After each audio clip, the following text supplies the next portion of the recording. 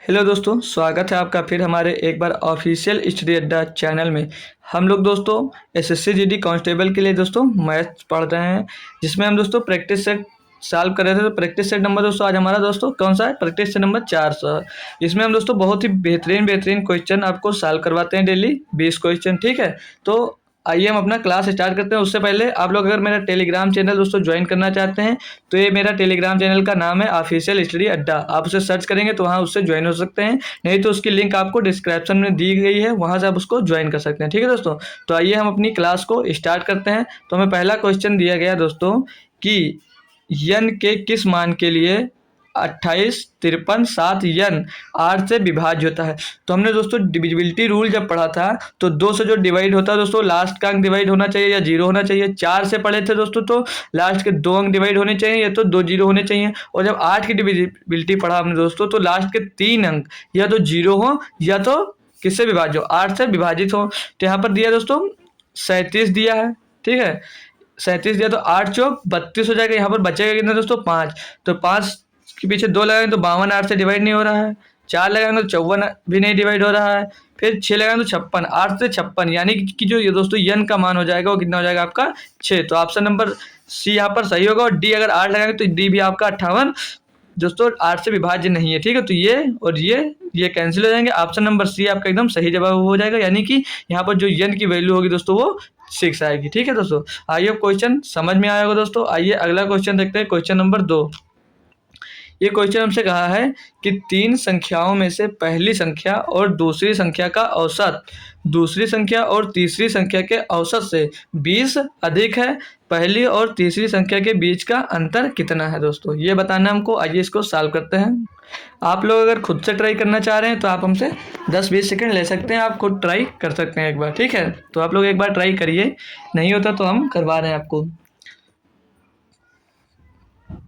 तो इसमें 3 संख्याओं की बात कर रहा है। इसमें पहली संख्या और दूसरी संख्या का औसत, मानिए कि पहली संख्या हमने ए मान ली और दूसरी संख्या क्या मान ली बी। इनका औसत पूछा जाता है। दूसरी संख्या के औसत यानी कि 2 संख्या, तो इसको 2 से आप लोग क्या करेंगे डिवाइड कर देंगे। तो बोल रहा है इसके बराबर है कौन सी, दूसरी संख्या और तीसरी संख्या। दूसरी संख्या यानी कि बी प्लस सी का औसत इनके बराबर है तो बटे में 2। इनके बराबर कह रहा है दूसरी संख्या और तीसरी संख्या के औसत से 20 अधिक है, यानी कि दूसरी संख्या और तीसरी संख्या का औसत यहाँ से निकलेगा और उससे कितना अधिक दोस्तों, ये 20 अधिक है। अब यहाँ पर 20 ऐड कर देंगे। अब आप लोगों को इसको सॉल्व करना है।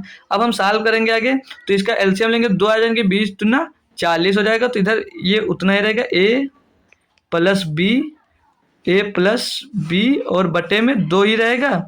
और उधर बराबर में आ जाइए तो बी प्लस सी और 20 दूना 40 हो गया, तो ऊपर 40 और बटे में टोटल के 2 आ गया, ठीक। यहाँ तक समझ में आ गया। अब हम दोस्तों इसको सॉल्व करते हैं हम, तो ये 2 से 2 हमारा कैंसिल हो जाएगा और यहाँ पर बी से बी कैंसिल हो जाएगा, यानी कि बी साइड प्लस में है, इस साइड आएगा दोस्तों तो माइनस का हो जाएगा। तो माइनस माइनस, एक माइनस का भी एक प्लस का भी, तो कैंसिल हो गया। तो बच्चा इधर कितना दोस्तों, ए बराबर सी प्लस 40। तो ए इस साइड में मतलब ए इधर है प्लस का और सी इधर आएगा तो कितना हो जाएगा दोस्तों, माइनस का सी। बराबर में कितना दिया हमको यहाँ पर 40। अब क्वेश्चन में क्या बोल रहा था कि 20 अधिक है, तो पहली और तीसरी संख्या के बीच का अंतर कितना है। तो पहली संख्या हमारी कौन सी हो गई, पहली संख्या ए हो गई और तीसरी संख्या कौन सी हो गई, सी हो गई। तो पहली संख्या ए और तीसरी संख्या सी, इन दोनों के बीच का अंतर कितना दे रहा है दोस्तों, यहाँ पर 40। यही हमसे क्वेश्चन में पूछा गया था। तो 40 आपके क्वेश्चन नंबर सी में दोस्तों, मतलब 40 ऑप्शन नंबर सी में दिया गया दोस्तों। तो आप इसका आंसर नंबर सी एकदम सही जवाब हो जाएगा दोस्तों। अगला क्वेश्चन देखेंगे हम, क्वेश्चन नंबर 3 क्या कह रहा है। इसमें कह रहा है कि दोनों भाइयों की वर्तमान आयु का अनुपात 11:13 है तथा 6 वर्ष पहले उनकी आयु का अनुपात 4:5 था। 5 वर्ष बाद उनकी आयु का अनुपात कितना होगा। इसे भी आप लोग ट्राई कर सकते हैं एक बार अपने आप से, फिर हम इसको भी दोस्तों सॉल्व करवाते हैं, ठीक है। आसान है क्वेश्चन ये भी दोस्तों, बस थोड़ा सा दिमाग लगाना है आपको। तो मान लीजिए हम ए और बी 2 भाई हैं, ए और बी हम समझ लेते हैं 2 भाई हैं। एक ए भाई है और एक बी भाई है। इनका रेशियो क्या दिया है, कह रहा है दोनों भाइयों की वर्तमान आयु का अनुपात 11:13, यानी कि जो इस समय वर्तमान में उनकी आयु है वो 11:13 है। फिर आगे वह कह रहा है तथा 6 वर्ष पहले उनकी आयु का अनुपात 4:5 था। मतलब ये दोस्तों जो दिया है ये प्रेजेंट का दिया है, ठीक है, ये प्रेजेंट का दिया है। फिर 6 वर्ष बाद, यहाँ पर 6 वर्ष बाद क्या बोल रहा है, 6 वर्ष बाद, तो 6 वर्ष बाद उनका रेशियो कितना हो जाता है दोस्तों, 4:5 बोल रहा है, ठीक है। अब यहाँ तक आपको समझ में आ गया। तो इनका डिफरेंस दोस्तों सेम नहीं है, ठीक है, इनका डिफरेंस दोस्तों वहाँ पर 2 आ रहा है, यहाँ पर 3 आ रहा है, यहाँ पर कितना आ रहा है दोस्तों, 2 आ रहा है और यहाँ पर 1 आ रहा है। तो हम डिफरेंस समान करने के लिए क्या करते दोस्तों, उसमें ऐसे इसमें जो इसका डिफरेंस है इसमें मल्टीप्लाई कर देते इन दोनों में, और जो इसका डिफरेंस है इन दोनों में मल्टीप्लाई कर देते थे। ये आपको पता है या भूल गए। अब दोस्तों जब उन दोनों में हम दोस्तों मल्टीप्लाई कर देंगे तो ऊपर 11 और 11 रेशियो 13 ही रहेगा, और नीचे बदल कर कितना हो जाएगा, जब इसमें 2 का मल्टीप्लाई होगा तो 4 दूनी 8 और उधर 5 दूनी 10। अब इनके बीच का दोस्तों जो रेशियो मिल गया वो रेशियो हमको कितना मिल गया, 3। कह रहा था 6 वर्ष पहले उनकी आयु का अनुपात कितना था, 4:5 था। तो 3 मतलब डिफरेंस आया 3, तो 3 बराबर कितना है दोस्तों, 6। तो 1 बराबर कितना मिल गया आपको, 2। तो आप पहले इस 1 बराबर जब आपको 2 मिल गया तो इनकी वर्तमान आयु कितनी निकल आई, ए की वर्तमान आयु 22 वर्ष हो गई और दोस्तों बी की वर्तमान आयु 26 वर्ष हो गई, ठीक, यहाँ तक समझ में आया।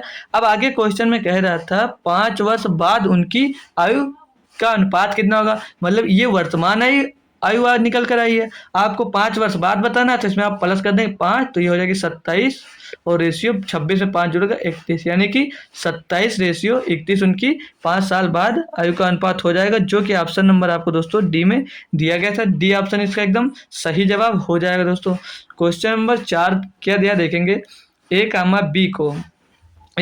बी को 30% के लाभ पर एक साइकिल बेचता है, ठीक, और बी इसे 10% के लाभ पर सी को बेचता है, ठीक।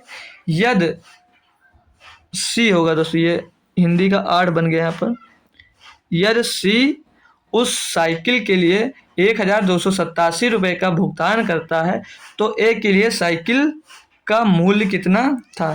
तो अगर हम देखते हैं दोस्तों, पहले बोला है कि ए बी को 30% के लाभ पर बेचा, यानी कि ए ने बी को कितने प्रतिशत लाभ पर बेचा, 30% लाभ का मतलब दोस्तों क्या होता है, 130/100 होता है। तो ये 13 बटे आप इसको 10 लिख सकते हैं, तो ये मतलब कितना हो गया, 13/10, यानी कि दोस्तों 3 रुपये का लाभ कमा रहा है किसमें, 10 रुपये में, ठीक है। तो इतना समझ में आ गया दोस्तों। फिर आगे बोला है, कह रहा है कि बी ने इसे 10% लाभ पर सी को बेच दिया, यानी कि 10% लाभ पर बेचा, कितना 11/10 आएगा, यानी कि वो एक मतलब लाभ पर कितना 1 रुपये का लाभ हो रहा है, किसमें हो रहा है दोस्तों, 10 रुपये में, ठीक। यहाँ तक समझ में आ गया। अब हम देखेंगे ए पूछ रहा था किसकी बात कर रहा था, ये सी को बेच दे, यदि सी उस साइकिल के लिए 1287 रुपये का भुगतान करता है तो ए के लिए साइकिल का क्रय मूल्य कितना था, ठीक है। तो ए का मूल्य अगर दोस्तों 10 रुपये था तो उसने कितने रुपये में बेचा, 3 रुपये अधिक, यानी कि 13 रुपये में बेचा, ठीक है, ये सी हो जाएगा। फिर क्या कह रहा है, बी दोस्तों 10 रुपये में खरीद कर सी को कितने में बेचा दोस्तों, 11 रुपये में, यानी 10% लाभ पर बेचा, ठीक है। यहाँ तक आपको समझ में आ गया। अब आगे क्या करना है आपको, 10 दाम में 100 हो जाएगा, ये क्या कॉस्ट प्राइस टोटल, और 11 को 31 से आप लोग गुणा करेंगे, सॉरी 11 को 13 से गुणा करेंगे तो 11 3 33 के 3 असिला है, 11 का नाम 11 और 3 14, ये आगे कितना, ये आगे दोस्तों 143। यहाँ तक समझ में आया। अब वो क्या कह रहा है कि जब आप 100 रुपये की चीज़ को,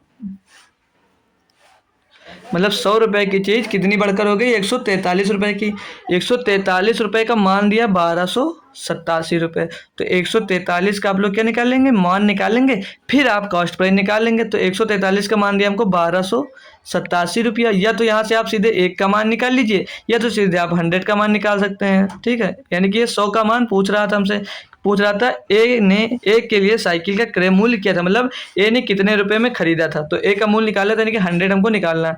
तो 143 बराबर 1287 बटे में दोस्तों 143 आएगा, और गुणे में कितना आएगा दोस्तों, 100 आएगा। इसको आप लोग सॉल्व करेंगे और आपका आंसर यहाँ से मिल जाएगा। तो इसको हम किससे काट सकते हैं, 13, हाँ 13 से कट जाएगा, ऊपर 13 से भी कट जाएगा। 13 का नम 13, 13 का नम 13, ये 11 बार गया। और इसको काटेंगे जब हम तो किससे कटेंगे? 13 नवैया 117, 13 नवैया 117, 13 नवैया 117, कितना बचा है दोस्तों? 11। फिर हो गया कितना? 17, तो 13 नवैया 117, ऊपर आ गया 99, और ये 11 का नम 11, 11 नवे 99। अब बचा 9 गुणे 100, और 9 गुणे 100 कितना दोस्तों? 900 रुपये। यानी कि दोस्तों जो ए का क्रय मूल्य था दोस्तों वो 900 रुपये था। जो ऑप्शन नंबर आपको यहाँ पर बी यानी कि सी था दोस्तों, ये बी दिया है, बी में दिया गया था 900, तो इसका सही ऑप्शन दोस्तों होगा 900 रुपये। आई होप दोस्तों क्वेश्चन आपको अच्छे से समझ में आ गया होगा। क्वेश्चन नंबर 5 में दिया है, 2 क्रमिक छूट प्राप्त करने के बाद रूपा कोर नहीं हो गई, ये रुपए दिया था, ठीक है दोस्तों।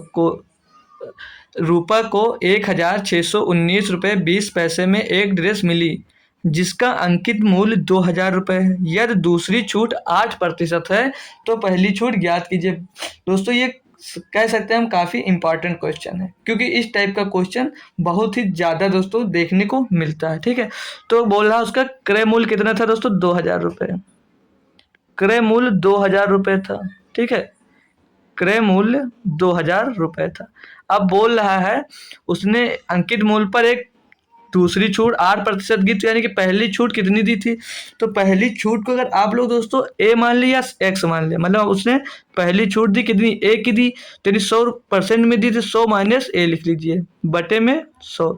ये दोस्तों आपको ध्यान रखना है, मतलब जितने प्रतिशत की पहले हमें पता नहीं कि पहली छूट कितनी दी थी, तो उसमें आप लोग घटा देंगे। जैसे यहाँ पर 8% की छूट दी, जैसे गुणे में 8% की छूट दी, तो कितने में दिया होगा? 92% में, तो 92 + 100 करना है। वैसे यहाँ पर दोस्तों वो छूट नहीं पता है, तो उसको आप लोग क्या मान लेंगे? ए मान लिए, तो 100 में ही छूट देगा, तो 100 माइनस ए बटे 100। यहाँ तक समझ में आ गया? तो अब इतनी छूट मिलने के बाद वो कितने रुपए की ड्रेस मिली? 1619 रुपये 20 पैसे की उसको दोस्तों ड्रेस मिली, ठीक है। अब इसको हमको सॉल्व करना और हमारा आंसर मिल जाएगा। तो देखेंगे 1 2 3, 1 2 3, ये 0 सारे कैंसिल हो गए। फिर अब हम काटेंगे, अगर 2 से काटते हैं इसको तो 2 पंचे 10, ये 5 बार चला गया। अब और सॉल्व करते हैं अगर हम इसको दोस्तों, ये 92 से इस साइड में अगर काटें, अब दोनों साइड दोस्तों ये 4 से कट रहा है, तो 4 दूनी 8, 4 3 12, और इसको काटेंगे तो 4 चौक 16, 19 तो 0 लगा देंगे, फिर 4 चौक 16, और यहाँ पर बचा 3 हो गया 32, 4 और 8 32, तो 404.32 आ गया। अब इसको हम 23 से भी क्या काट सकते हैं? 23 से अगर डायरेक्ट कट रहा है 23 से, हाँ कट सकता है। 23 से काटेंगे तो 23 एकन्नम 23, और फिर इसको काटेंगे 23 एकन्नम 23, कितना बचेगा आपके पास दोस्तों? 23 के बाद बच रहा है यहाँ पर 23 बचा, तो 17 बच रहा हो गया दोस्तों, कितना? 174 हो जाएगा। 174 क्या दोस्तों 23 से विभाजित होता है? 174 23 से विभाजित होगा, तो 23 सत्ते कितना होगा? 23 सत्ते होगा दोस्तों 161, तो बचा कितना? 13 हो गया। कितना यहाँ पर दोस्तों? 138। फिर से कर लेंगे, 23 एकन्नम 23 बचा दोस्तों, यहाँ पर 17 हो गया, 117 बचेगा दोस्तों, तो कितना हो जाएगा यहाँ पर? 174 हो जाएगा। और 174 तो 23 सत्ते 161 होता है, बचेगा कितना यहाँ पर हमारे पास दोस्तों? 13, तो हो कितना जाएगा? 138। तो 138 को जब दोस्तों आप लोग 23 से डिवाइड करते हैं तो ये कितनी बार जा रहा होता है? 23 छक्का 138, ठीक है। 23 छक्का 138 यानी 17.6 मिल जाएगा यहाँ से। अब 17.6 में आप लोग 5 का मल्टीप्लाई कर देंगे, और 100 माइनस ए बराबर 5 का जब उस साइड में मल्टीप्लाई करेंगे दोस्तों, तो 5 छक्का 30, 1 दशमलव है 1 अंक बाद, तो 1 दशमलव लगा दिए। 5 छक्का 30, हसीला 0, हसीला 3, 5 सत्ते 35 और 3 38 के 8, हसीला आपके पास कितना? फिर से 3, 5 एकन्नम 5 3 8, तो इधर कितना मिल गया दोस्तों? 88। अब ए का मान पूछा तो 88 इस साइड लिए, ए अपना उस साइड भेज दीजिए, तो 100 माइनस 88 बराबर में दोस्तों ए, तो ए का मान यहाँ से क्या मिल जाएगा दोस्तों? ए का मान 100 माइनस 98 यानी कि 12%। जो पहली छूट दोस्तों दे रहा था वो 12% की दे रहा था। बिल्कुल आसानी से दोस्तों कर सकते हैं अगर आप इसको ऐसे करते हैं तो, ठीक है दोस्तों। तो आई हो दोस्तों सभी लोगों को ये क्वेश्चन अच्छे से समझ में आ गया होगा, तो हम अब आगे बढ़ सकते हैं दोस्तों, ठीक है। आगे बढ़ेंगे, क्वेश्चन नंबर कौन सा आएगा हमारा? क्वेश्चन नंबर 6 आएगा। इसमें क्या कहा है कि ए बी से 4 गुना अच्छा कारीगर है। जो ए है दोस्तों वो बी से 4 गुना अच्छा कारीगर है, और दोनों साथ मिलकर एक काम को 84/15 दिनों में पूरा कर सकते हैं। ए अकेले वह काम कितने दिनों में पूरा कर सकता है? तो ए बी से कितने गुना अच्छा कारीगर है दोस्तों? तो 4 गुना है। समझ लीजिए ए दिया है और ये बी दिया है। कह रहा है ए बी से 4 गुना अच्छा कारीगर, यानी ए एक काम करता है तो बी 4 काम करता है। ठीक है, यहाँ तक समझ में आ गया दोस्तों? ये इनकी एफिशिएंसी थी दोस्तों। ये जो यहाँ पे ऊपर लिखा 4 और 1, ये इन दोनों की एफिशिएंसी आ गई यहाँ कर निकल कर। ठीक है, तो ये दोनों टोटल काम कितना करते हैं दोस्तों? 5। बोला कि मिलकर एक काम को 84/15 दिनों में कर सकते हैं, तो ए अकेले वह काम कितने दिनों में करेगा? तो ये हमसे पूछ रहा है, तो क्या दिक्कत है दोस्तों? तो 4 1 5 टोटल करते कितना दोस्तों? एक दिन में 5 काम करते हैं। और काम कितना दोस्तों? 84/15। हम 5 से मल्टीप्लाई क्यों किए? क्योंकि टोटल दोनों मिलकर काम कर रहे थे, तो हमें काम निकालना है कितना होगा। तो काम निकालने के लिए आप इसको मल्टीप्लाई कर सकते हैं। अब हम इसको दोस्तों सॉल्व करेंगे, तो 5 3 15 हो जाएगा, और 5 से 3 से कटेगा दोस्तों, 5 से नहीं कटेगा। हाँ, कर सकता है। 5 से 15, 5 से 5 ये कैंसिल हो जाएगा। यहाँ पर बचा 3 और वहाँ पर बचा कितना? 84। तो 3 से ये कट जाएगा। 3 एक 3, 3 दूनी 6, 3 और 8 24। तो इनका टोटल काम कितना निकल कर आएगा दोस्तों? 28। पूछ किससे पूछ रहा है? ए अकेले वह काम कितने दिनों में करेगा? तो ए एक दिन में 4 काम करता है। आप लोग इसको डिवाइड कर दीजिए, तो 4 7 28, यानी दोस्तों जो ए है उस काम को 7 दिन में कंप्लीट कर देगा। जो ऑप्शन नंबर एकदम बी दिया दोस्तों, 2 बी दिए, ये सी होगा। ऑप्शन नंबर सी इसका सही जवाब होगा, यानी कि 7 दिन में वो काम कर देगा। कौन? ए। क्वेश्चन नंबर 7 दिया है, एक वृत्त की परिधि और व्यास के बीच का अंतर 12 सेंटीमीटर है। वृत्त का क्षेत्रफल कितना होगा? तो क्या दोस्तों आप लोग अपने खुद से एक बार इसको ट्राई कर सकते हैं? अगर करना चाह रहे हैं तो आप थोड़ा टाइम हमसे लेकर खुद ट्राई कर सकते हैं। ठीक है, फिर हम इसको आपको सॉल्व करवा रहे हैं। ठीक है,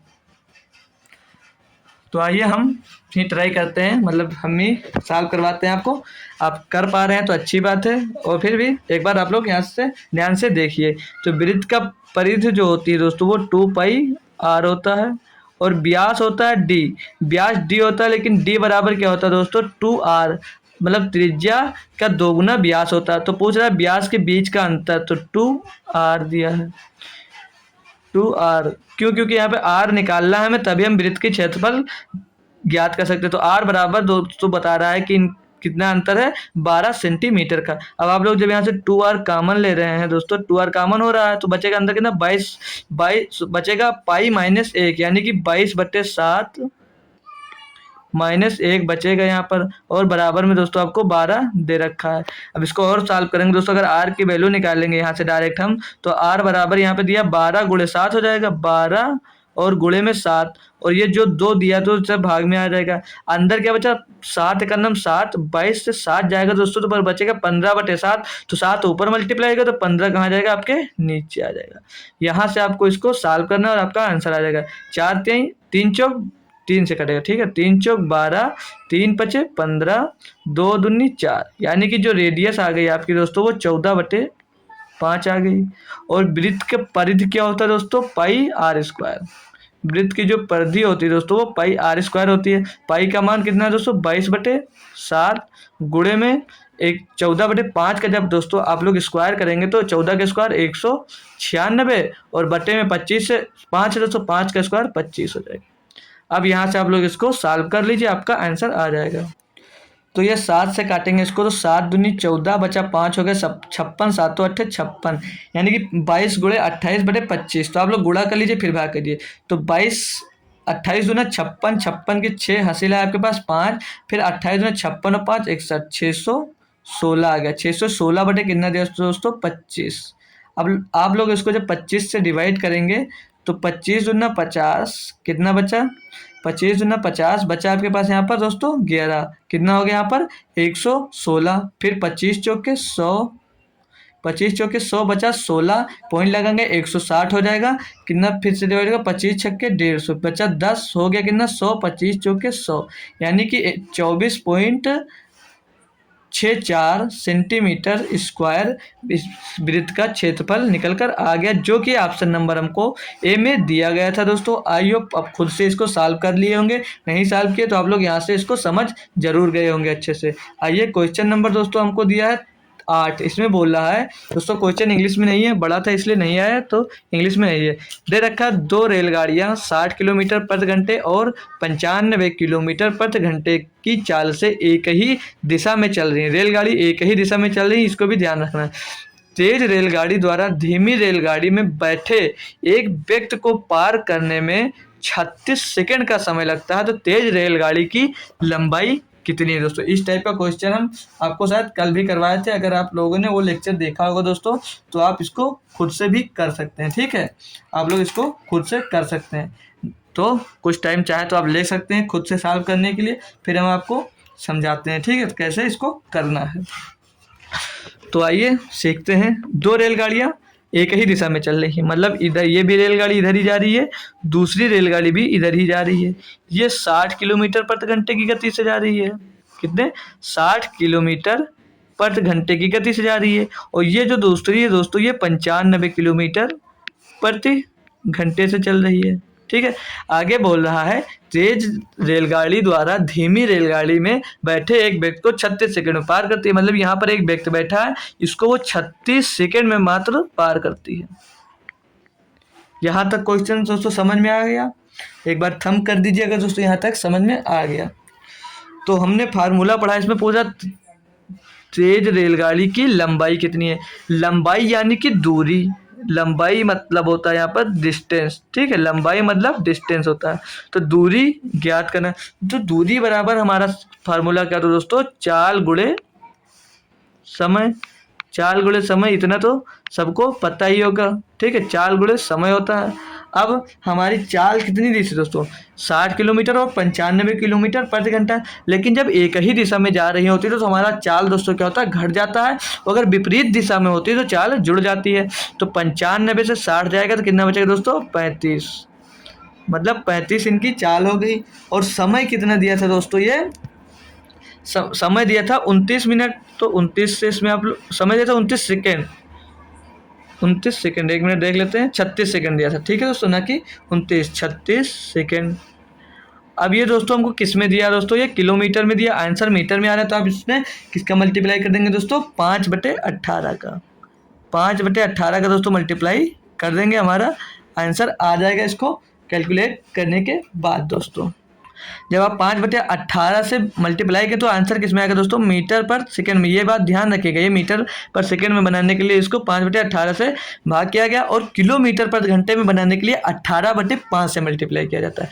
इसमें कन्फ्यूजन रहती है बहुत दोस्तों की, कहीं 18/5 से क्यों मल्टीप्लाई कर दिया और कहीं 5/18 से क्यों मल्टीप्लाई कर दिया। तो ये बात ध्यान रखेंगे, कन्फ्यूजन नहीं होगी। 18 का नंबर 18, 18 दूना 36, तो 5 दूनी 10।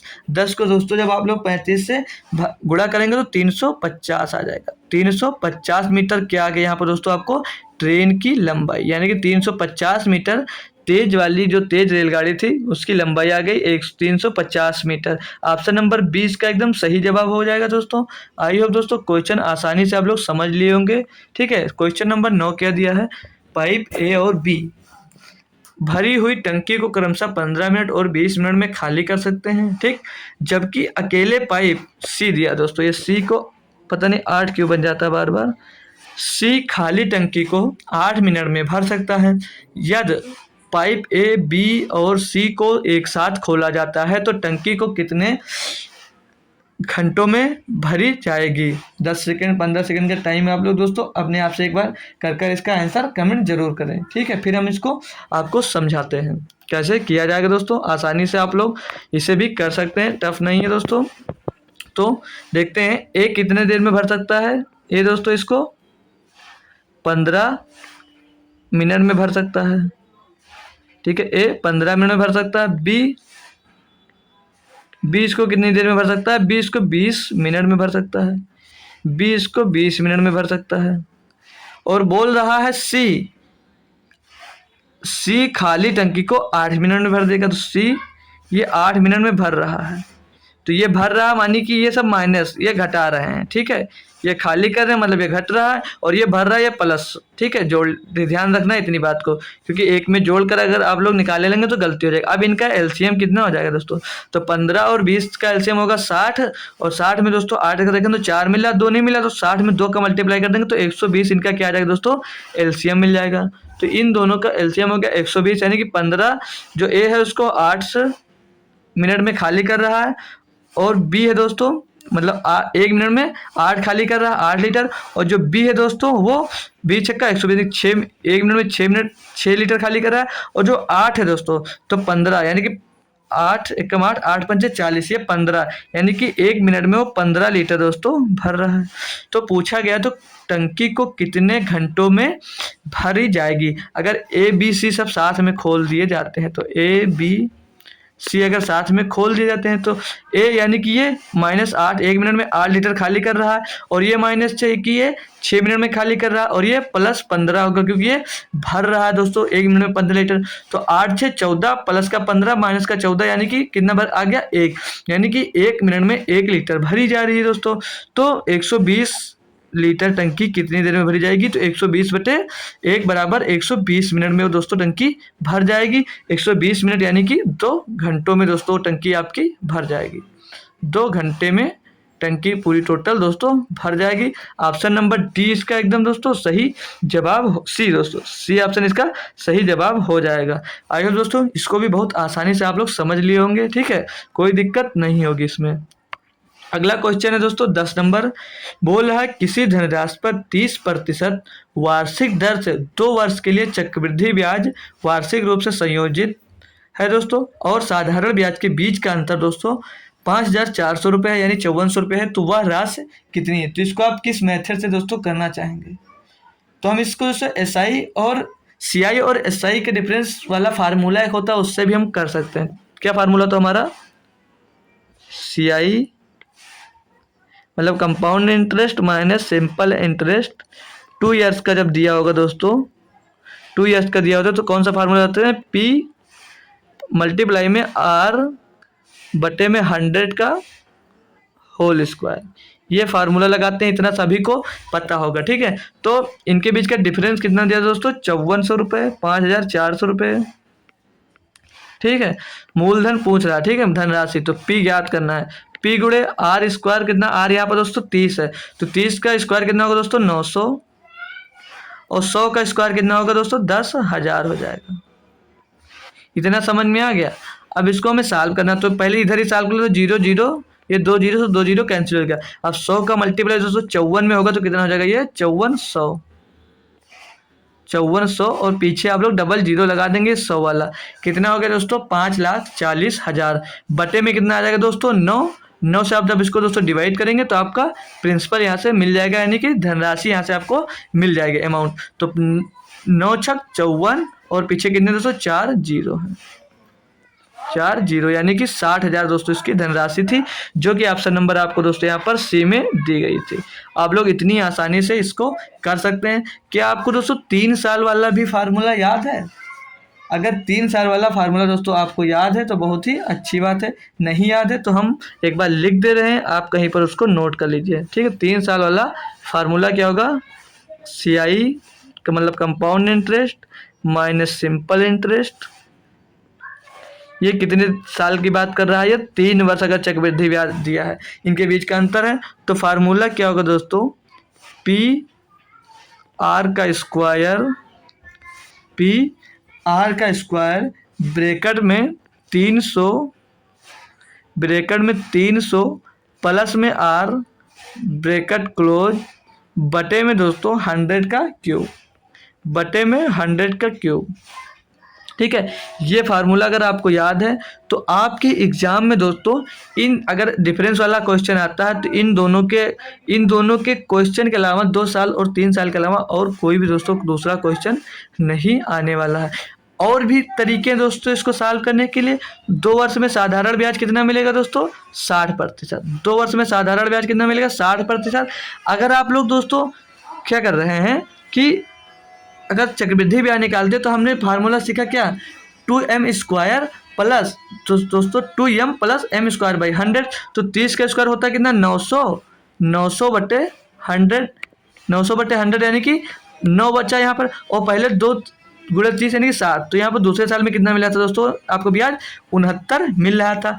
यानी कि यहाँ पे जो 9 बराबर दिया है इनके साधारण ब्याज और चक्रवृद्धि ब्याज के अंतर कितना है? 9, और 9 बराबर यहाँ पर आपको कितना दिया दोस्तों? 5400 दिया है। ठीक है, आपको पूछिए राशि यानी कि 100% आपको निकालना है। तो 9 से इसको काटेंगे तो 9 छक 54, डबल जीरो, और ये डबल जीरो यहाँ पर चिपका दीजिए, यानी कि 60,000 यहाँ से निकल कर आ गया। तो आप दोस्तों, आपको अगर पता है तो आप इस मेथड को फॉलो कीजिए, नहीं पता है तो इसके पहले वाला SCI और SI वाला कर सकते हैं। वो फार्मूला याद करना पड़ेगा, यहाँ आपको फार्मूला याद करने की ज़रूरत नहीं है दोस्तों। आई होप दोनों मेथड आपको पसंद आए होंगे दोस्तों। तो दोनों मेथड से आप कोई भी मेथड लगाएं, बस आप लोग क्वेश्चन पेपर में अच्छे से कर आए बस। ठीक है, तो अगला क्वेश्चन दिया फिर इसमें, किसी वस्तु को एक तय मूल्य पर बेचा जाता है, ठीक, बेचा गया, इससे उस मूल्य के 4/5 यानी कि 4/5वें हिस्से पर बेचने पर 16% की हानि होती है। तो मूल आरंभिक मूल्य पर अर्जित लाभ प्रतिशत ज्ञात कीजिए। बहुत ही बेहतरीन क्वेश्चन दोस्तों दिया गया है, आप लोग इसे खुद से थोड़ी देर ट्राई करिए, फिर हम आपको इसको समझा रहे हैं। तो कोशिश कर लीजिए आप एक बार सॉल्व करने की, फिर हम आपको बहुत ही आसानी से बता देंगे। बस दोस्तों 2 से 3 लाइन में आप इसका सॉल्यूशन कर सकते हैं, ऐसा हम दोस्तों आपको समझा देंगे। तो जैसे देखिए, अब हम खुद से सॉल्व करवाते हैं इसको। जैसे कोई आप मान लीजिए कोई अमाउंट है, कुछ भी मतलब वस्तु की कीमत मान लीजिए इतने रुपए में बेच रहे हो, इतने रुपए को उस मूल्य के 4/5वें हिस्से पर बेचने पर, मतलब इस मूल्य को आप इसके 4/5वें हिस्से पर बेचते हो तो 16% की हानि होती है। ठीक, तो ऐसा यहाँ पर आप लोग अमाउंट मान लीजिए जो क्या हो कि साधारणतः निकला है। अगर हम इसको 5 रुपये मान लेते हैं, ठीक है, 5 रुपये मान लिया, तो 5 से 5 कैंसिल हो जाएगा, तो कितना बचेगा? 4। यानी कि उसको आप लोग बेच कितने में? 4 रुपये में बेच रहे हैं। तो कितने रुपए का हानि हो रहा है दोस्तों? आपको 16% की हानि हो रही है। इतना समझ में आ गया दोस्तों? 16% की हानि हो रही है, यानी कि जो 4 रुपये में बेचने पर कितने प्रतिशत की हानि हो रही है? 16% की हानि हो रही है, यानी कि 84% में बेच रहे हो, और 84% में दोस्तों बेचने पर कितने रुपए में बेच रहे हो? 4 रुपये में। तो 4 रुपये में बेच रहे हो, यानी कि 4 बराबर 84% दिया है, 4 बराबर 84 दिया है। तो 1 बराबर जब आप लोग इसका निकालेंगे तो 84/4 आ जाएगा। और हमें पूछ रहा है कि मूल आरंभिक हम कितना माने दोस्तों? 5 रुपये। तो इसमें आप लोग इसमें 5 का मल्टीप्लाई कर देंगे। अब इसको सॉल्व करेंगे तो 4 एकम 4, 4 दूनी 8, और 4 एकम 4, यानी कि 21 पंचे 105% निकल कर आ गया। यानी कि 105% में वो फायदा कमा रहा है। अब देखिए दोस्तों, तो पूछ रहा था प्रतिशत, अर्जित प्रतिशत लाभ ज्ञात कीजिए। तो 105% निकल कर आया। तो क्या अब आप लोग बता सकते हो उसको कितने प्रतिशत का दोस्तों लाभ हो रहा था? कोई भी स्टूडेंट अब इसे बता सकता है। ये अगर दोस्तों 5% का लाभ हो रहा है, यानी कि उसे 105% हो रहा था, यानी कि उसे 5% का सिर्फ लाभ प्राप्त हो रहा। अगर 115 का होता दोस्तों तो उसे 15% का लाभ कमा रहा होता दोस्तों। बहुत ही बेहतरीन क्वेश्चन था दोस्तों, SSC GD में पूछा गया था, वो भी क्वेश्चन आपको समझ में आ गया। आइए अगला क्वेश्चन है, क्वेश्चन नंबर 12। कह रहा है दोस्तों, 3 साल पहले एक कस्बे की जनसंख्या 2,50,000 थी, यानी 2.5 लाख थी। यदि पिछले 3 वर्षों में इसमें 3%, 4% और 6% की वृद्धि हुई, तो कस्बे की वर्तमान जनसंख्या ज्ञात कीजिए। क्वेश्चन दोस्तों बट आसान सा है, लेकिन दोस्तों इसमें कैलकुलेशन बहुत ही अच्छे से है। तो आप लोग एक बार ट्राई करिए 10 से 15 सेकंड का टाइम लेकर, फिर हम इसको सॉल्व करवाते हैं। हमें कीमत दोस्तों जो दी गई है वो दी गई है 2.5 लाख रुपए, यानी कि 2,50,000 रुपये। सॉल्व करने में दोस्तों मेहनत लगेगी, बट हम इसको अच्छे से ट्रिक से बता देंगे कि इसका आंसर कैसे आप लोग निकाल सकते हैं। तो 2.5 लाख की कीमत है, पहले वर्ष 3% बढ़ी, यानी कि कितनी हो गई? 103/100, 103/100। दूसरे वर्ष में बढ़ी फिर 4%, तो कितनी हो गई? 104/100। फिर अगले साल कितनी बढ़ी दोस्तों? 6%, यानी कि कितनी हो गई? 106/100। यहाँ तक आपको समझ में आ गया? ठीक है, अब इसको मेन काम है कैलकुलेट करना। तो दोस्तों एग्ज़ाम में अगर पूरा हम कैलकुलेट करने बैठेंगे तो हमारा तो बहुत सा टाइम दोस्तों लॉस हो जाएगा। तो पहले आप इसमें 4 ज़ीरो काट दीजिए। ये हमने 4 ज़ीरो कैंसिल कर दिया। ठीक, यहाँ तक समझ में आ गया। 25 एकम 25, 25 चौके 100। यहाँ तक दोस्तों समझ में आपको आ गया। फिर अगर 4 से हम इसको कर दें, 4 एकम 4, 4 दूनी 8, बचा कितना यहाँ पर 2 हो गया 24, 4 छंग 24। तो 103 गुणे 106 और गुणे में 26 करना है हमको। चाहो तो ये 100 का रूल लगाकर, मल्टीपल रूल लगाकर इसको सॉल्व कर सकते हैं, लेकिन हम कर कैसे थे। जो 26 आया दोस्तों, तो 26 का मल्टीपल होता है 13 गुणे 2। अब आप अगर यहाँ पर दोस्तों 13 का मल्टीपल ढूंढ कर आंसर दे सकते हैं, लेकिन हाँ अगर एक ही ऑप्शन 13 का मल्टीपल होगा तो आंसर दे सकते हैं। अगर 2 ऑप्शन निकला है तो आपको फिर गुणा ही करना पड़ेगा। तो हम एक बार चेक कर लेते हैं क्या ही दिक्कत है। तो 13 से दोस्तों पहले ऑप्शन काटते हैं हम इसको। तो 13 दूना 26, बचा 2 हो गया 33, तो 23 हुआ। ठीक हो गया 23। तो 13 एकम 13, बचा 10 हो गया 108, 13 अट्ठे 104, बचा दोस्तों यहाँ पर कितना 4 हो गया 46। 23 दूना 13 46 का, तो 13 तिया 39, बचा 7 हो गया 78, 13 छः 78। ऑप्शन नंबर ए आपका पूर्णतः डिवाइड हो रहा है। अगला ऑप्शन देखते हैं। 13 एकम 13, बचा 5 253 हो गया। 13 तिया 39, 13 चौको 52, 1 बचा 18 हो गया। 13 एकम 13 दोस्तों 5 बचा 56 हो गया। 13 चौको 52, 4 बचा 48 हो गया। तो ये ऑप्शन दोस्तों बी नहीं डिवाइड हो रहा है। क्वेश्चन मतलब ऑप्शन नंबर सी दे चेक करते हैं। तो 13 तिया 39, बचा यहाँ पर कितना दोस्तों हमारे पास 9 हो गया 93, 13 सत्ते 91, बचा कितना दोस्तों 2 हो गया 28, 13 दूना 26, 2 बचा 13 दूना 26, और लास्ट में 8 बच रहा, ये भी कैंसिल नहीं होगा। अगला फिर डी देखते हैं। 13 तिया 39, 13 दुना जाएगा 13 दूना 26 दोस्तों। तो बचा कितना यहाँ पर 13 26 यानी कि बचा 12। ठीक है, 12 हो गया कितना 123, तो 13 नवैया 117, बचा कितना यहाँ पर दोस्तों 6 हो गया 68। 13 चौको 52, 13 बचे 65, 3 बचा 36, 13 दूना 26, बचा 10 हो गया 108, तो 13 अट्ठे 104। तो ये भी नहीं कटा। तो ऑप्शन नंबर ए कितना आ जाएगा दोस्तों 2,83,868। ऐसे दोस्तों आप इसका आंसर दे सकते थे। पूरा मल्टीप्लाई करने से आप इसको बच सकते। तो ऑप्शन नंबर सी इसका एकदम दोस्तों सही जवाब हो जाएगा। आपको पूरा कैलकुलेट करने की दोस्तों ज़रूरत नहीं है। तो आई होप दोस्तों ये भी क्वेश्चन आपको समझ में आ गया होगा। अगला क्वेश्चन दिया है, और ही कह सकते हैं इसको बहुत ही बेहतरीन क्वेश्चन दोस्तों ये दिया गया है। दिया है किसी हीरे की कीमत उसके भार के वर्ग के अनुक्रमा अनुपाती है। हीरे की कीमत 87,880 है, 80 रुपये है।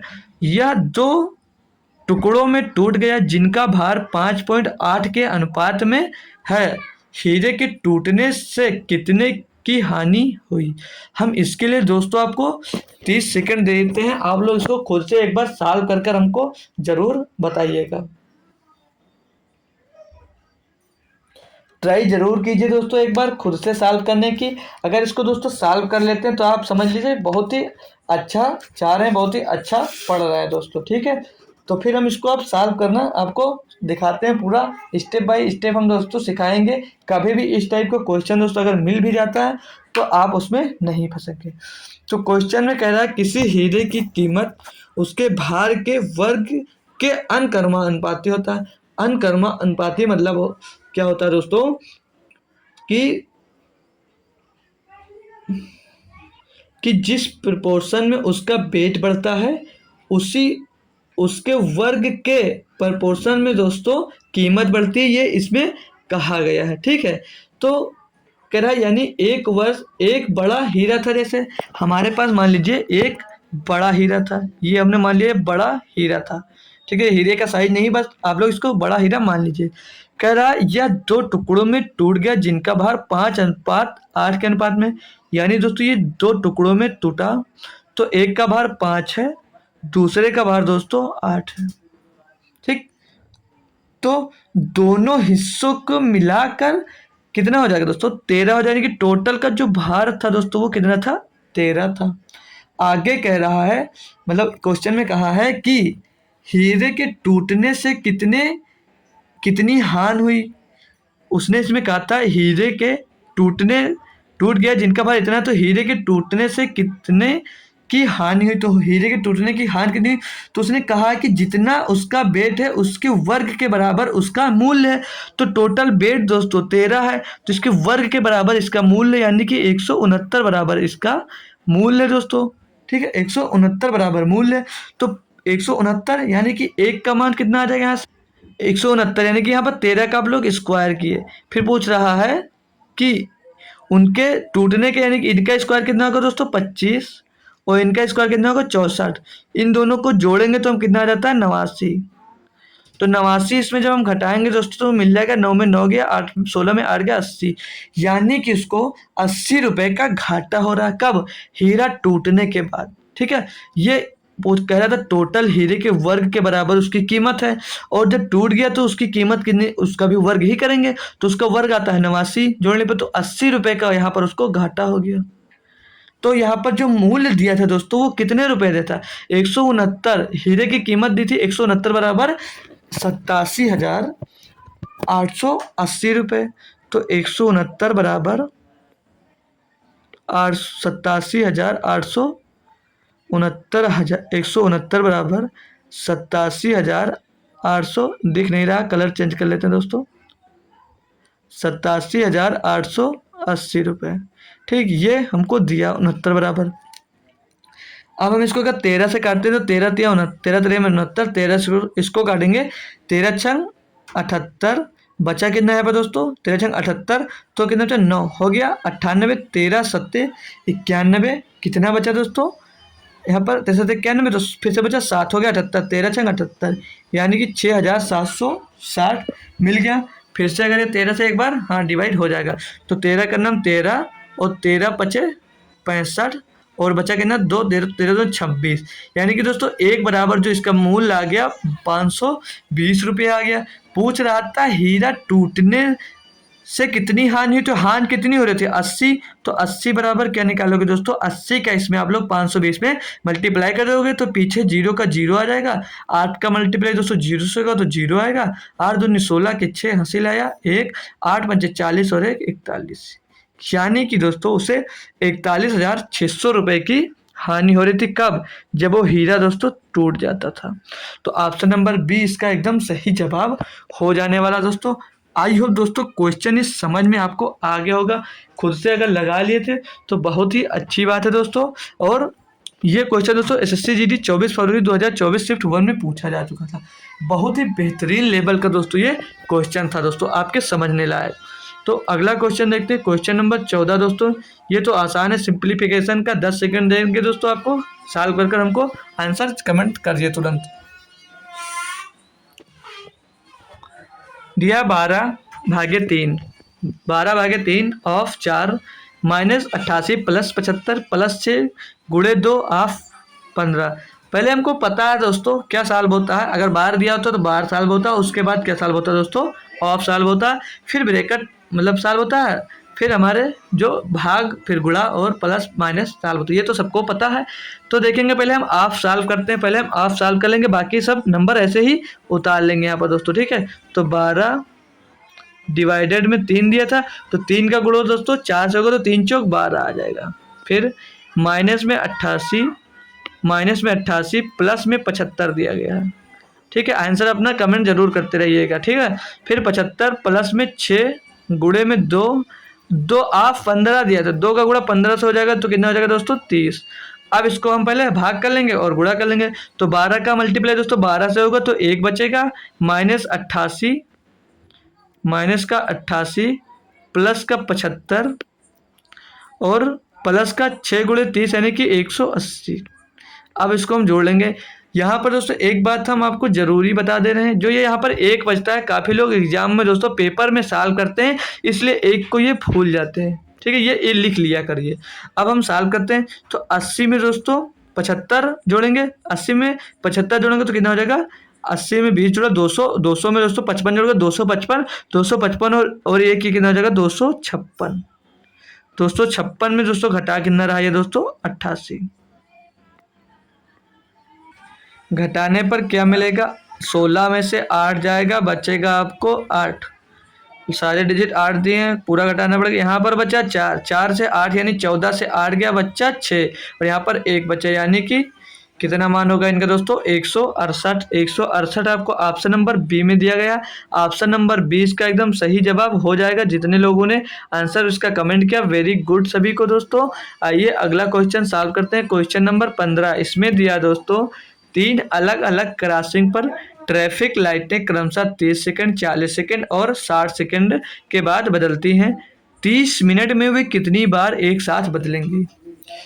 क्वेश्चन दोस्तों देखते ही आपको क्या समझ में आ रहा है कि ये इसका एलसीएम निकालने की बात कर रहा है हमसे। ठीक है, तो नंबर्स जो दिए गए, एक लाइट पहले 30 सेकंड में जलती है, दूसरी लाइट 40 सेकंड में जलती है, तीसरी लाइट 60 सेकंड में जलती है।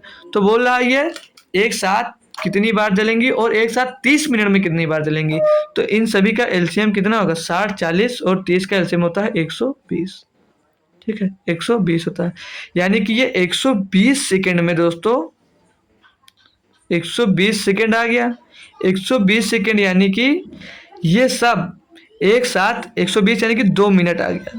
तो ये एक साथ दोस्तों कब जलेंगी 2 मिनट पर एक साथ जलती हैं। ये सब एक साथ 2 मिनट पे जलती हैं। 120 को आप लोग दोस्तों 60 से डिवाइड करेंगे तो 120 सेकंड में 2 मिनट ही बनता है। अब क्या करना है आपको, पूछ रहा था 30 मिनट में कितनी बार जलेंगी, तो 30 और 2 मिनट में एक बार जलती है तो 2 से डिवाइड कर दीजिए तो कितना आ जाएगा दोस्तों 15 बार आ जाएगा। यानी कि ये 30 मिनट में दोस्तों 15 बार जलती हैं। जो भी दोस्तों इस क्वेश्चन को पहले लगा लिया बहुत ही अच्छी बात है दोस्तों। अच्छा दोस्तों आप लोग कर रहे हैं। ठीक है, आइए क्वेश्चन नंबर 16 देखते हैं क्या दिया इसमें। ये दोस्तों शिफ्ट SSCGD 1 मार्च 2024 शिफ्ट 3rd में पूछा गया था। बोल रहा है दोस्तों यहाँ से क्वेश्चन है, एक संख्या में 25% की वृद्धि की जाती है और उसमें फिर 25% की वृद्धि की जाती है। मूल संख्या वापस प्राप्त करने के लिए वृद्धि की गई संख्या में कितने प्रतिशत की कमी की जानी चाहिए। आइए दोस्तों पहले इसको बेसिक से करते हैं, फिर हम आपको इसको रेशियो मेथड से कर बताएंगे, उससे आप आसानी से समझ जाएंगे। यानी कि कोई संख्या हमने मान ली 100 रुपये, उसमें 25% की जब वृद्धि हुई तो कितने में बेचा 125 में बेचा, बट्टे में 100 कर लेंगे। फिर 25% अधिक में बेचा तो 125 में फिर से बेचा, बटे में 100। अब इसको हम सॉल्व करेंगे दोस्तों और हमारा जितने रुपए की वृद्धि हुई वो निकल कर आ जाएगा। तो यहाँ पर देख रहे हैं 100 से दोस्तों 100 पूरी तरह कट जाएगा। 25 पंचे 125, 25 चौके 100। इसको गुणा करेंगे 125 पंचे होता है कितना दोस्तों 625। 625 बटे 4, 625 बटे 4 यानी कि 4 एकन्नम 4, बचा 2 हो गया 20, 4 पंचे 20 बटा 2 हो गया 25, 4 छंग 24, बचा 1 हो गया 10, 4 दूनी 8, बचा 2 हो गया 20, 4 पंचे 20। यानी कि दोस्तों वो 156 रुपये 25 पैसे अधिक मतलब वृद्धि हो गई। तो पूछ रहा था कितने प्रतिशत की कमी की जानी चाहिए कि संख्या वापस से 100 हो जाए। तो कितने प्रतिशत 100 से बढ़ गई दोस्तों, ये बढ़ गई 56.25% बढ़ गई है। तो इसको मूल संख्या में लाने के लिए ये कितने में बढ़ गई दोस्तों 156 में बढ़ गई, 156.25 में बढ़ गई है। गुणे में दोस्तों आप लोग 100 कर देंगे, आपका आंसर यहाँ से आ जाएगा। ये काफ़ी यहाँ से कैलकुलेशन पड़ रहा है, बट हम आपको अभी रेशियो मेथड से सिखा रहे हैं दोस्तों, वहाँ से आप आसानी से कर देंगे। तो पॉइंट से पॉइंट हट जाएगा। 25 से अगर काटते हैं इसको तो 25 दूना 50, 50 6 हो गया 62, 25 दूना 50, बचा 12 हो गया 25, 25 पच्चीम 25 पंचे 125 कट गया। इसको 25 से काटेंगे तो 25 छक्के 150, 6 बचा 62, यहाँ पर भी हो गया। तो 25 दूनी 50, बचा कितना 12 हो गया 25, 25 हो गया 125, 25 पंचे 125। फिर इसको 25 से अगर काटते हैं तो 25 नवैया 225, 25 पच्चीम 625 होता है। ठीक, अब इस 25 से काटेंगे 25 सेकंड में 25, 25 चौके 100, तो 9 गुणे 4 यानी कि 9 चौक 36% यहाँ से मिल गए। अगर इसमें दोस्तों 36% आप घटा दे रहे हैं तो पहले वाली संख्या मिल जाएगी। तो ऑप्शन नंबर सी इसका एकदम सही जवाब हो जाने वाला दोस्तों। अब हम इसको रेशियो मेथड से बताते हैं जहाँ से आपको बहुत ही पसंद आ जाएगा दोस्तों। बोल रहा है इस संख्या में एक संख्या में 25% की वृद्धि हुई, संख्या हमने 100 मान ली तो उसमें 25% की वृद्धि हुई यानी कि 4 मतलब 125 बटे 100 यानी कि 4 रेशियो 5 आ जाएगा। यानी कि 4 रुपये में खरीदा और 5 रुपये में बेच दिया। मतलब 4 रुपये का कुछ था, 4 रुपये मूल था, 25% की वृद्धि के बाद वो कितना हो जाएगा 5। फिर दोबारा 25% बढ़ा दिया तो कितना था दोस्तों 4। तो 25% बढ़ाया यानी कि 1 फिर बढ़ गया तो कितना हो गया 5। अब इसका देखेंगे टोटल तो 4 चौक 16 और 25। तो 2 साल में कितना बढ़ गया दोस्तों 9। और 9 किस में बढ़ गया दोस्तों 25 में बढ़ गया 9। 9 किस में बढ़ा दोस्तों 9 बढ़ा कितने में 25 में। तो इसको 16 लाने के लिए हम क्या करेंगे, इसको 9/25 100 कर देंगे। ठीक है, फिर हमारा इसका आंसर निकल कर आ जाएगा।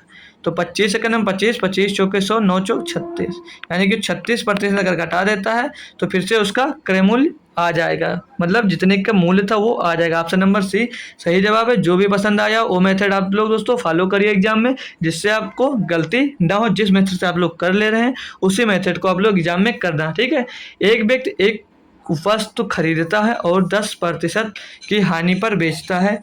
यदि वह उस वस्तु को 30% कम मूल्य पर खरीदता और उसे 20 रुपये अधिक मूल्य पर बेचता है तो वह 40% अधिक लाभ अर्जित करता है। वस्तु का क्रय मूल्य ज्ञात करिए। हम आपको दोस्तों इसमें भी कुछ टाइम दे रहे हैं, तो आप लोग इसको सॉल्व करके इसका आंसर हमें कमेंट पे तुरंत जरूर दीजिए, जो भी स्टूडेंट जुड़े हुए हैं। ठीक है दोस्तों, जल्दी जल्दी दोस्तों क्वेश्चन सॉल्व करिए, आंसर हमको कमेंट में ज़रूर बताएं तुरंत दोस्तों। ठीक है, जल्दी से अब इसे सॉल्व करिए। कितना आंसर आप लोग ले आ रहे हैं तो बताइएगा ज़रूर हमें कमेंट में दोस्तों। ठीक है, तो अब हम इसको सॉल्व करवाते हैं। जो लोग भी आंसर दिए वेरी गुड, जो नहीं दिए वो हम यहाँ से फिर से एक बार सीख लेंगे। ठीक है, तो कॉस्ट प्राइस उसकी मान लिए पहली कॉस्ट प्राइस उसकी कितनी थी दोस्तों 100 रुपये।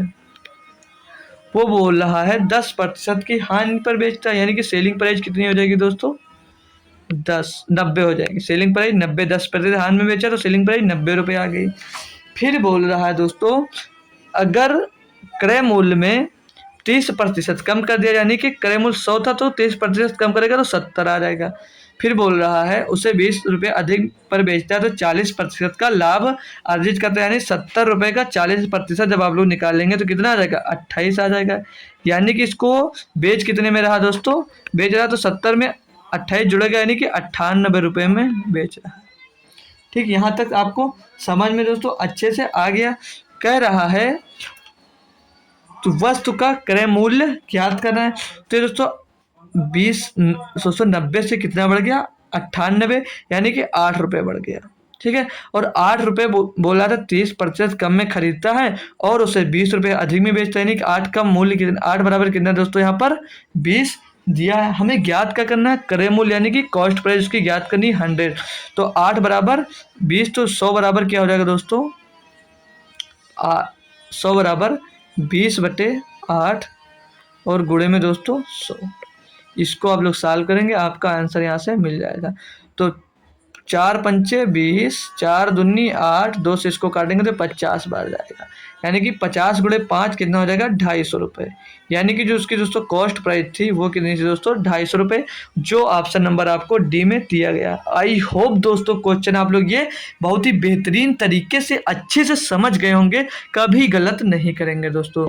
जिसने भी आंसर इसका पहले दिया बहुत ही अच्छी बात है दोस्तों।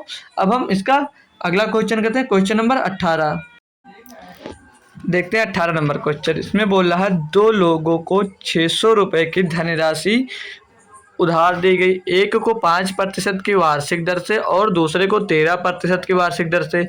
यदि 1 वर्ष के बाद अर्जित साधारण ब्याज 62 रुपये है तो प्रत्येक दर पर उधार दी गई धनराशि ज्ञात कीजिए। आप लोग दोस्तों कैसे भी करते हो, लेकिन हम इसको जैसे सिखा रहे हैं आप लोग ध्यान से सीखिए और उसी टाइप से करिएगा। जैसे एक आप मान लीजिए 600 रुपये की जो है राशि है, एक को आप दे रहे हैं 5% की दर से और दूसरे को दे रहे हैं 13% की दर से। ठीक है, अब हमें क्या करना है, जो ब्याज मिल रहा है टोटल वो कितने मिल रही है दोस्तों 62 रुपये की। तो इससे मान कर करेंगे तो दोस्तों काफ़ी टाइम लगेगा। हम दोस्तों सीधे अपना ऑप्शन से करते हैं। तो ऑप्शन नंबर हम ए देखते हैं। तो मान ला ए को 200 रुपये दिया 5% पर, तो 200 रुपये का 5% आएगा तो 0 0 कैंसिल हो जाएगा, यानी कि 200 रुपये का 5% होता है 10 रुपये। और 400 रुपये का दोस्तों 13% निकालेंगे, यानी कि 13/100। 13/100 आप करोगे 100 से ये 4 बार जाएगा, 4 3 13 चौके 52, यानी कि इससे 13% राशि दिए तो अगर 400 रुपये दिए होंगे तो 52 रुपये मिलेगा। अब इन दोनों को जोड़ोगे तो 62 आ गया, यानी कि ऑप्शन नंबर ए ही हमारा एकदम सही जवाब हो जाएगा। आगे आपको जाने की ज़रूरत नहीं है, यानी कि 5% पर उसने 200 रुपये की राशि उधार दी और 400 रुपये पर उसने 13% पर उधार दी, तो उसको टोटल ब्याज 62 रुपये मिल गया। यहाँ से आपको 62 रुपये आ भी गया। तो आपको इसमें और कोई फार्मूला या कुछ यूज करने की दोस्तों कोई ज़रूरत नहीं थी। क्वेश्चन नंबर 19 को अब हम सॉल्व करेंगे दोस्तों।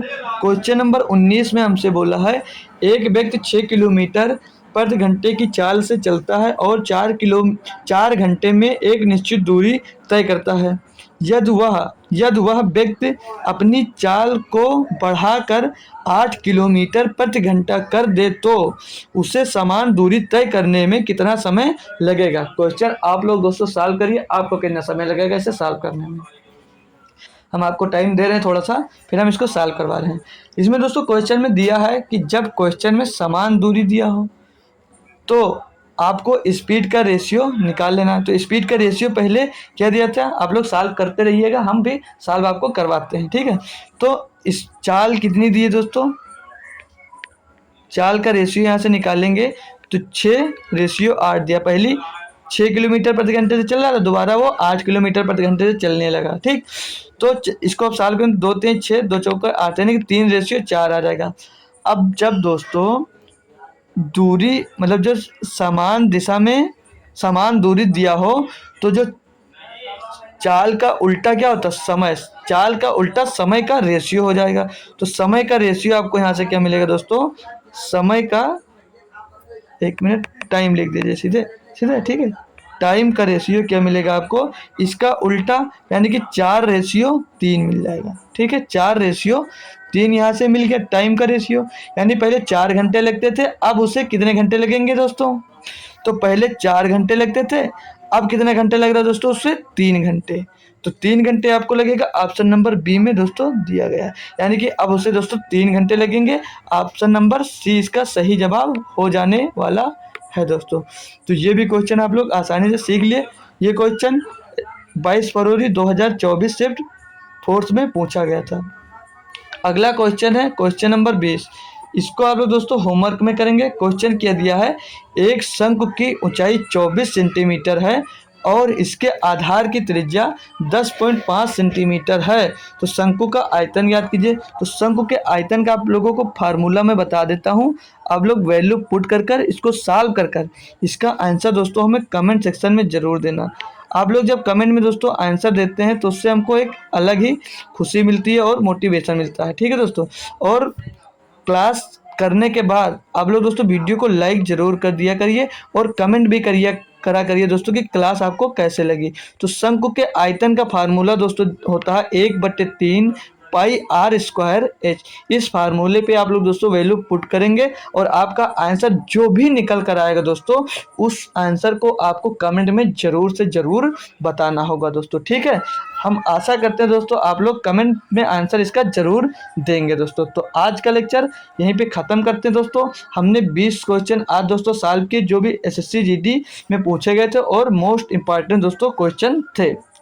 तो हमने एसएससी जीडी का आज प्रैक्टिस सेट नंबर दोस्तों कौन सा सॉल्व किया, प्रैक्टिस सेट नंबर 4 दोस्तों सॉल्व कर चुके हैं दोस्तों, ठीक है। अब तक हम अच्छे से करते जा रहे हैं। अब हम अगला लेक्चर हमारा दोस्तों प्रैक्टिस सेट नंबर 5 होगा, तब हम दोस्तों उसमें मिलेंगे। और जो भी हमारा दोस्तों टेलीग्राम चैनल से ज्वाइन होना चाहता है वो ऑफिशियल स्टडी अड्डा टेलीग्राम पर सर्च कर वहाँ से ज्वाइन हो सकता है। नहीं तो दोस्तों आपको लिंक इसकी डिस्क्रिप्शन में दी गई है, आप वहाँ पर भी दोस्तों वहाँ से भी जाकर आप वहाँ पर दोस्तों ज्वाइन हो सकते हैं।